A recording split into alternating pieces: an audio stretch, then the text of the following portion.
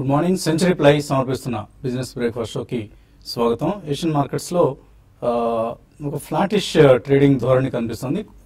Majority of the markets స్వల్ప నష్టాలతో trade అవుతున్నాయి. కొన్ని markets like Korean market, Taiwanese market మాత్రం ఫ్లాట్ గా ట్రేడ్ అవుతున్నాయి. మిగతా మార్కెట్స్ లో స్వల్ప నష్టాలు కనిపిస్తున్నాయి. 8930 ఎస్టెక్స్ నిఫ్టీ 12 పాయింట్ల లాభంతో ట్రేడ్ అవుతోంది. సో యుఎస్ లో appropriate to raise rates fairly soon, ఇవి ఎఫ్ఓఎంసి మీటింగ్ మినిట్స్ లో వెలువడిన సారాంశం. Appropriate to raise rates fairly soon. So March policy meet లో బహుశా రేట్స్ పెరిగే అవకాశం ఉంది యుఎస్ లో, వడ్డీ రేట్లు. దీంతో కొంత ఏషియన్ మార్కెట్స్ లో కావచ్చు, యుఎస్ మార్కెట్స్ లో కావచ్చు ఒక స్తబ్దత కనిపిస్తోంది. And last night Dow Jones మాత్రం వరుసగా 9వ సెషన్ ఆల్ టైమ్ హైస్ దగ్గర క్లోజ్ కావడం చూసాం. మన మార్కెట్ సెషన్కి వస్తే నిన్న వరుసగా 5th సెషన్ లాభాలతో ముగిసింది. మిడ్ అండ్ స్మాల్ క్యాప్స్ లో కొంత అండర్ పెర్ఫార్మెన్స్ కనిపించినప్పటికీ లార్జ్ క్యాప్స్, ప్రత్యేకించి 12 ఏళ్ల తరబడి సాగిన రిలయన్స్ ఇండస్ట్రీస్, 12 కాదు సారీ, ఏళ్ల తరబడి సాగింది ఈ రిలయన్స్ ఇండస్ట్రీస్ అండర్ పెర్ఫార్మెన్స్ అనేది. సో దానికి నిన్న బ్రేక్ పడింది. మే 2009 తర్వాత మళ్ళీ 1200 రూపీస్ మార్క్ను టచ్ చేసింది Reliance industries scrip price. So 1.21 crore shares నిన్న డెలివరీ కోసం కేటాయించబడ్డాయి రిలయన్స్ లో. అంటే 1400 కోట్ల వర్త్ స్టాక్స్ ను డెలివరీ బేస్డ్ బయింగ్ జరిగింది, ముఖ్యంగా ఇన్స్టిట్యూషనల్ ఇన్వెస్టర్స్ నుంచి. ఎందుకంటే ఒక అతిపెద్ద బ్రేక్అవుట్ ఇది రిలయన్స్ ఇండస్ట్రీస్ సంబంధించి. చాలా అండర్ పెర్ఫార్మ్, అంటే ఇన్స్టిట్యూషనల్ ఇన్వెస్టర్స్ పోర్ట్ఫోలియోస్ లో దీనికి చాలా అండర్ వెయిటేజ్ ఇవ్వడం మనం చూసాం గత కొన్నేళ్లుగా. For instance domestic institutional investors వాళ్ళ పోర్ట్ఫోలియోస్ లో యావరేజ్ చూస్తే 1.8% అలొకేషన్ మాత్రమే రిలయన్స్ ఇండస్ట్రీస్ కి ఇచ్చారు. వేరేజ్ నిఫ్టీకి 5.4% ఇచ్చారు. అలాగే ఎఫ్ఐఎస్ కూడా వాళ్ళ పోర్ట్ఫోలియోస్ లో రిలయన్స్ ఇండస్ట్రీస్ ని కాస్త చిన్న చూపే చూశారు. 4.2% వాళ్ళు ఇచ్చిన వెయిటేజ్. వేరేజ్ ఎంఎస్సిఐ ఇండెక్స్ లో 5.6% వెయిటేజ్ ఉంది రిలయన్స్ ఇండస్ట్రీస్ కి. సో అందరూ కూడా కొద్దిగా బేరిష్ గా ఉన్న సమయంలో నిన్న హఠాత్తుగా జియో ప్రైసింగ్ సంబంధించి రిలయన్స్ ఇండస్ట్రీస్ ఇచ్చిన ప్రకటన మార్కెట్స్ లో ఈ స్టాక్ ను మళ్ళీ రీరేట్ చేయడానికి కారణమైంది. సో ఇప్పుడు నిన్న ఒక రోజులోనే 35,000 crores market cap Reliance Industries సంబంధించి పెరగడం చూసాం. లాస్ట్ 1 week లో 52,000 crores worth market capitalisation Reliance Industries సంబంధించి పెరగడం చూసాము. సో టీసీఎస్ ప్రస్తుత market capitalisation 4.75 lakh crores. So Reliance Industries now with 3.92 lakh crores మళ్ళీ తన ద్వితీయ స్థానాన్ని సంపాదించింది. హెచ్డిఎఫ్సి బ్యాంక్ లాస్ట్ వీక్ చూసాం 3.58 lakh crores కి మార్కెట్ క్యాప్ పెరగడం. బట్ మళ్ళీ నిన్న 35,000 crores యాడ్ కావడంతో RIL second largest market cap కంపెనీగా మళ్ళీ తన స్థానాన్ని దక్కించుకోవడం చూసాం. So large cap outperformance గత కొద్ది రోజులుగా మార్కెట్స్ డ్రైవ్ చేస్తుంది.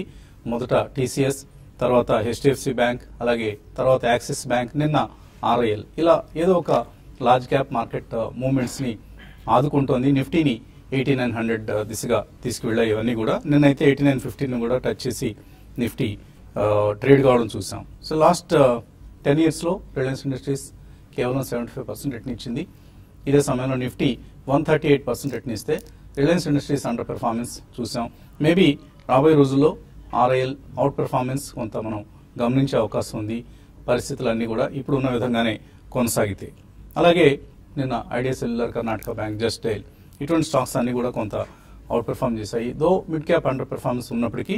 అండ్ బీఈఎల్, పేజ్ ఇండస్ట్రీస్ లాంటి స్టాక్స్ అండర్ పెర్ఫార్మ్ చేయడం కూడా చూసాం. ఇన్స్టిట్యూషనల్ యాక్టివిటీ చూస్తే ఎఫ్ఐఎస్ నిన్న కూడా సెల్లర్స్ గా ఉన్నారు. But domestic institutional investors thanks to maybe Reliance లో చూసిన బయింగ్ వల్ల కావచ్చు 918 crores వర్త్ స్టాక్స్ వాళ్ళు మార్కెట్స్ లో కొనడం అనేది ఒక విశేషంగా చెప్పుకోవచ్చు. అండ్ ఎఫ్ఐఎస్ నుంచి 260 crores వర్త్ స్టాక్ సెల్లింగ్ జరిగింది. సో ఇది మనకు స్థూలంగా కనిపిస్తున్న అంశం. ఎందుకంటే ఇవాళ last working day for this week. అలాగే ఫిబ్రవరి సిరీస్ ఎక్స్పైరీ కూడా ఇవాళే ఉంది. సో ఒక వీకెండ్కి వచ్చేసాం మనం. రేపు మహాశివరాత్రి సందర్భంగా మార్కెట్స్ కు సెలవు కాబట్టి. అనలిస్ట్ ఈ పరిస్థితి గురించి ఏమంటున్నారో అడిగి తెలుసుకుందాం. సో నిన్న ఆర్ఐఎల్ అవుట్ పెర్ఫార్మెన్స్ కారణంగా మార్కెట్స్ లో ఒక స్ట్రాంగ్ ట్రెండ్ చూసాం. ఎప్పటికప్పుడు ఏదో ఒక లార్జ్ క్యాప్ లో ఒక న్యూస్ రావడం, మార్కెట్స్ పెరగడం చూస్తున్నాం. అండ్ ఇదే అవుట్ పెర్ఫార్మెన్స్ కొనసాగితే ఆల్ టైమ్ హైస్ ని ఎప్పటిలోగా మనం క్రాస్ చేయగలుగుతాం. జనరల్ గా బుల్ మార్కెట్ లో జరిగేది ఇదే అండి, ఏదో ఒక పాజిటివ్ న్యూస్ వస్తూ ఉంటుంది. సో అది క్లాసిక్ బుల్ మార్కెట్ కి ఉన్న ఒక నేచర్ అనమాట. ఇప్పుడు ఏంటంటే జస్ట్ ఒక 100-150 పాయింట్స్ దూరం కూడా లేదు కాబట్టి అంటే ఇంకొక పుష్ వచ్చిన ఇంకొక న్యూస్ వచ్చినా కూడా ఏమో ఎక్స్పైరీ రిలేటెడ్ ఇవాళ షార్ట్ కవరింగ్ ర్యాలీ వస్తే మరి వాళ్ళే టచ్ అయినా కూడా పెద్ద ఆశ్చర్యపోవక్కర్లేదు.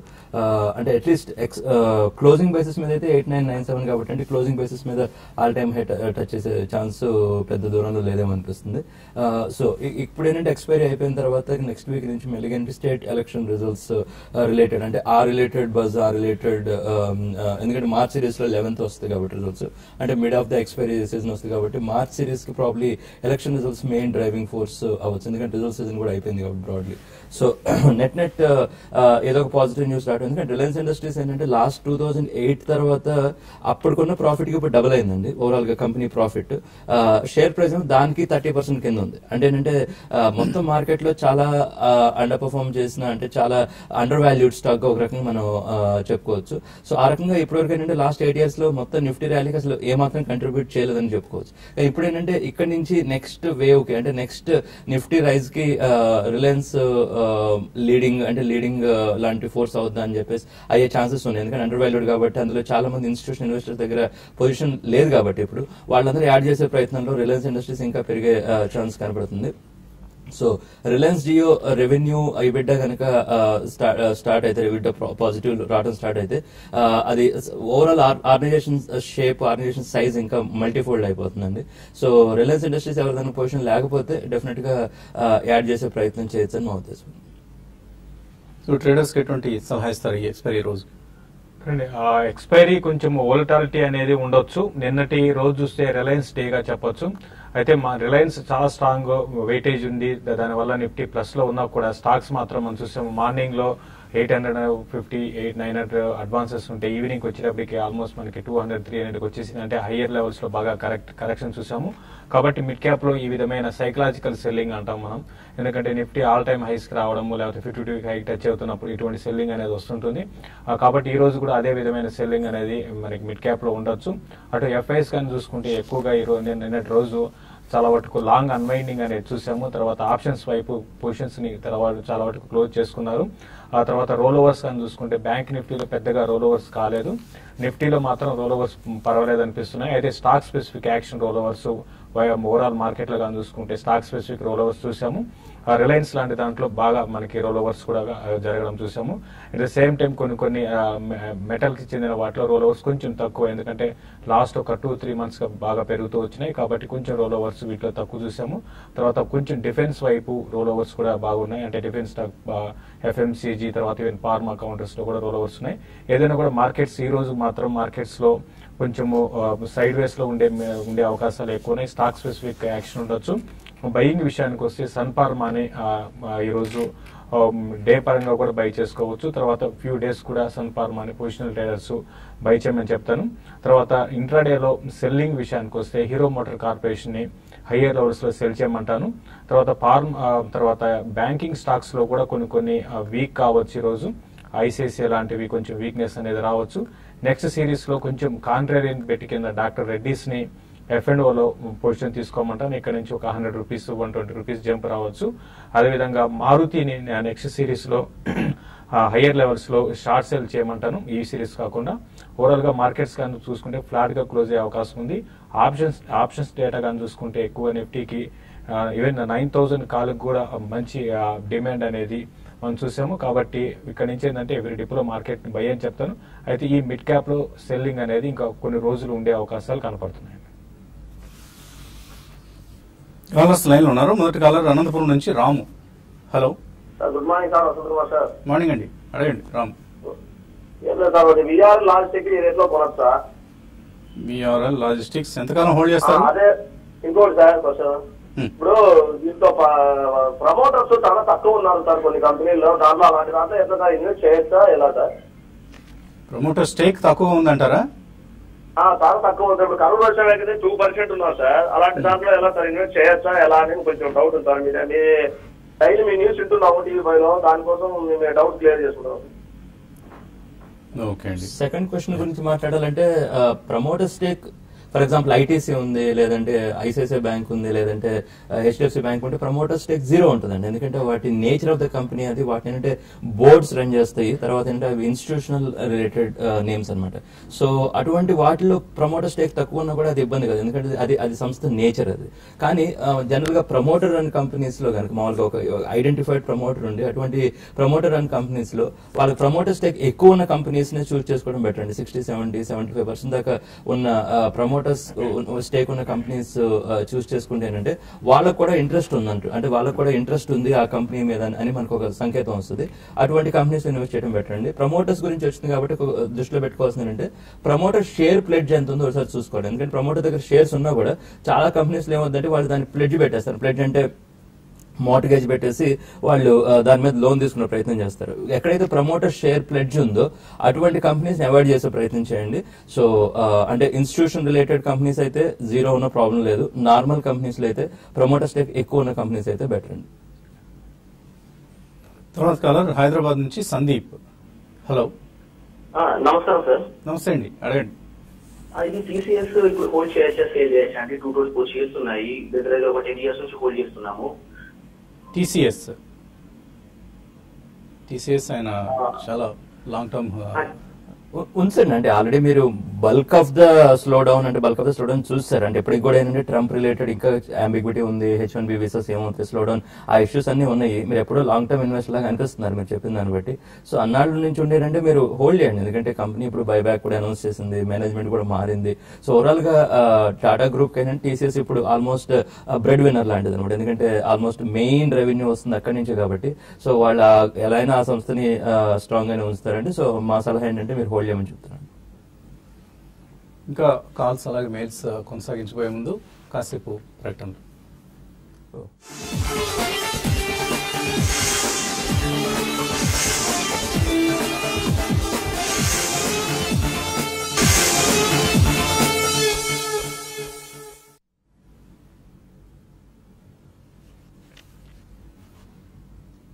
సెంచరీ ప్లై సమర్పిస్తున్న బిజినెస్ బ్రేక్ఫాస్ట్ షోకి తిరిగి స్వాగతం. ఒక బ్రేకింగ్ న్యూస్ వస్తుంది. సో ఎయిర్టెల్, భారతీ ఎయిర్టెల్ మరొక టెలికాం ప్లేయర్ టెలినార్ ను ఎక్వైర్ చేసిందని వార్త వస్తుంది. దీంతో టెలినార్ ఎక్కడైతే విస్తరించిందో అక్కడి క్లయింట్ బేస్ భారతీ ఎయిర్టెల్ పరం కాబోతుంది. అలాగే టెలినార్ కి సంబంధించిన స్పెక్ట్రమ్ పై పూర్తి అధికారం, పూర్తి హక్కులు భారతీ ఎయిర్టెల్ కి లభించబోతున్నాయి. సో టెలికాం సెక్టర్ లో కన్సాలిడేషన్ ప్రక్రియ కొనసాగుతోంది. మొన్ననే మనం చూసాం వోడాఫోన్ ఐడియా సెల్యులర్ మెర్జర్ వార్త. మరికొద్ది రోజుల్లో భారతీ ఎయిర్టెల్ తో టెలినార్ మెర్జ్ కాబోతోంది. సో ఇదొక టెలికాం సెక్టర్ కి సంబంధించి ఒక సిగ్నిఫికెంట్ ఎక్విజిషన్ గా మనం చెప్పుకోవచ్చు.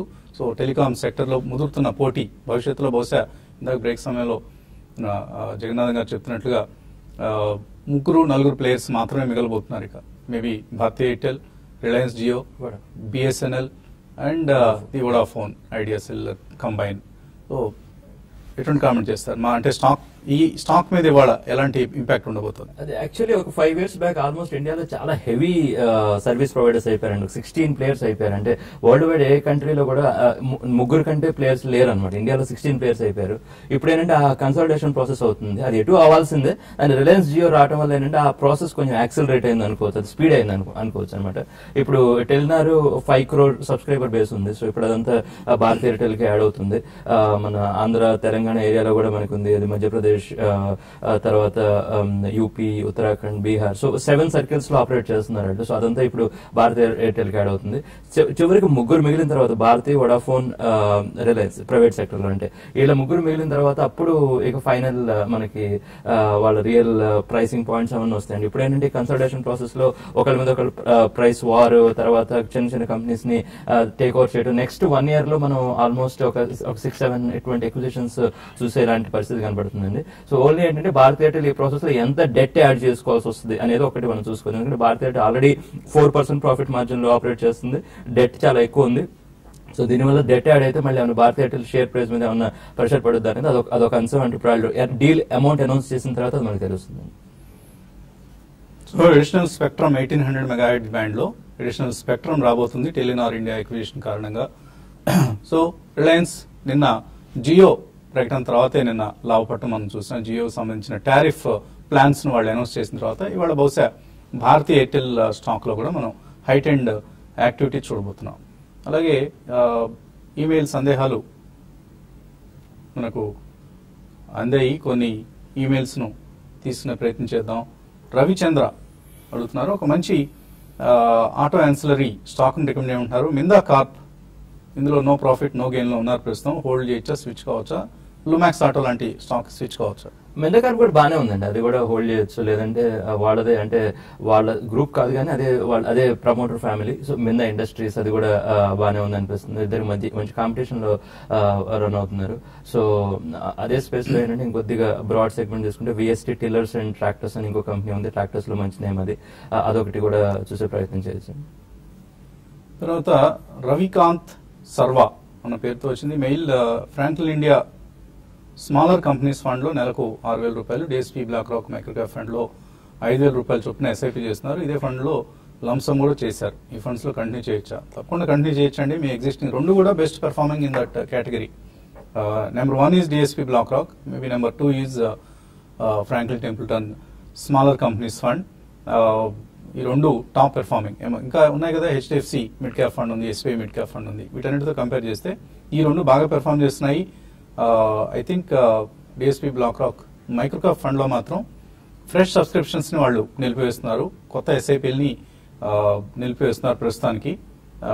Otherwise continue with Franklin India smaller companies fund. తర్వాత ప్రసాద్ మెయిల్ పంపించారు, లాయిడ్ ఎలక్ట్రికల్స్, ఇండో సోలార్, ఈ రెండింటిలో కరెంట్ లెవెల్స్ ఎంటర్ కావచ్చా? లాయిడ్ ఎలక్ట్రిక్ ఇప్పుడు వాళ్ళ కన్స్యూమర్ డ్యూరబుల్ సెగ్మెంట్ ని హెవెల్స్ తీసేసుకున్న తర్వాత అది ఇండస్ట్రియల్ నేమ్ అవుతుందండి. ఇండస్ట్రియల్ నేమ్ అంటే వాళ్ళ B2B బిజినెస్ ఉంటుంది. B2C బిజినెస్ మొత్తం హెవెల్స్ కి ఇచ్చేసారు. దానివల్ల ఏంటంటే వాటికి రీరేటింగ్ కొద్దిగా తగ్గే ఇష్యూ ఉందండి. సో ఆల్రెడీ స్టాక్ కూడా మంచి కరెక్షన్ అయింది దానివల్ల. సో ఇంకొంచెం కరెక్షన్ అవనండి, అయిన తర్వాత అప్పుడు లోవర్ లెవెల్స్ లో కొన్ని ప్రయత్నించండి. ఇండో సోలార్ గురించి అడిగారండి. ఇది ఇండో సోలార్ అంత క్వాలిటీ స్టాక్ అయితే కాదండి, 7-8 రూపాయలు ఉంది. అయితే కొంచెం ఇంప్రూవ్మెంట్ అనేది లాస్ట్ ఇయర్ కి వచ్చింది. అయితే ప్రస్తుతం అయితే హోల్డ్ చేయండి, స్టాక్ ని హోల్డ్ చేసి కొన్ని రోజుల్లో ర్యాలీస్ లో మీరు దీంట్లో నుంచి ఎగ్జిట్ కావడానికి ప్రయత్నం చేయండి. సుబ్బారెడ్డి అడుగుతున్నారు, మిడ్ అండ్ స్మాల్ క్యాప్స్ ఇప్పుడు బాగా హైయర్ లెవెల్స్ దగ్గర ట్రేడ్ అవుతున్నాయి కాబట్టి small cap mutual funds like HDFC mid and small cap fund, ICICI Prudential value డిస్కవరీలో ఇన్వెస్ట్ చేయొచ్చు అని. తప్పకుండా చేయొచ్చండి. ఇందాక మనం అనుకున్నట్లుగా ఈ కేటగిరీలో DSP BlackRock and Franklin Templeton small companies fund, ఈ రెండు కూడా బాగా పెర్ఫామ్ చేస్తున్నాయి. తర్వాతి స్థానాల్లో మీరు చెప్పినట్లుగా HDFC mid and small cap fund ఉంది. ఆ తర్వాతి స్థానంలో ఎస్బీఐ మిడ్ క్యాప్ ఫండ్ ఉంది. కాబట్టి వీటిలో తప్పకుండా ఇన్వెస్ట్ చేయొచ్చు. మరికొంతకాలం mid caps small cap companies scripts markets లో అవుట్ పెర్ఫామ్ చేస్తాయనే ఉద్దేశంతో will still recommend investment in these funds. తర్వాత ప్రసాద్ అడుగుతున్నారు, ఆయన స్టాక్ మార్కెట్స్ కి కొత్తట, బేసిక్ నాలెడ్జ్ కూడా లేదు, ఎలా ఇన్వెస్ట్ చేయాలి? 5 లక్షల రూపాయలు ఇప్పుడు ఇన్వెస్ట్ చేద్దాం అనుకుంటున్నారు, ఫిక్స్డ్ డిపాజిట్ చేయడం ఇష్టం లేదు కాబట్టి ఎటువంటి మ్యూచువల్ ఫండ్స్ కూడా ఆయనే లిస్ట్ చేశారు. Equity funds, mutual funds, debt funds, liquid funds, వీటిలో దేనిలో ఇన్వెస్ట్ చేయాలి? సో మీరు చెప్పినవన్నీ కూడా మ్యూచువల్ ఫండ్స్ కేటగిరీస్ అండి, equity, debt and liquid funds అనేది. సో మీ రిక్వైర్మెంట్ బట్టి మీ ఏజ్ అండ్ పర్సనల్ డీటెయిల్స్ ఇందులో లేవు.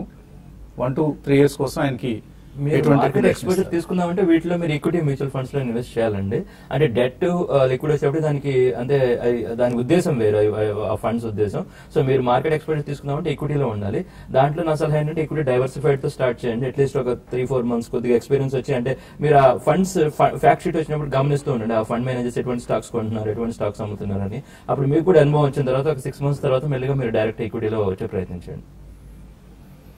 ఇంకా చాలా ఉన్నాయి మ్యూచువల్ ఫండ్స్ సంబంధించి, ఈక్విటీ సంబంధించిన ప్రశ్నలు, కానీ సమయం మించిపోయింది కాబట్టి ఇక్కడితో మన TV5 కార్యక్రమాన్ని ముగించి profitavotrade.in ఈ వెబ్సైట్లో యూట్యూబ్ ప్రసారాల ద్వారా మళ్ళీ కలుసుకుందాం.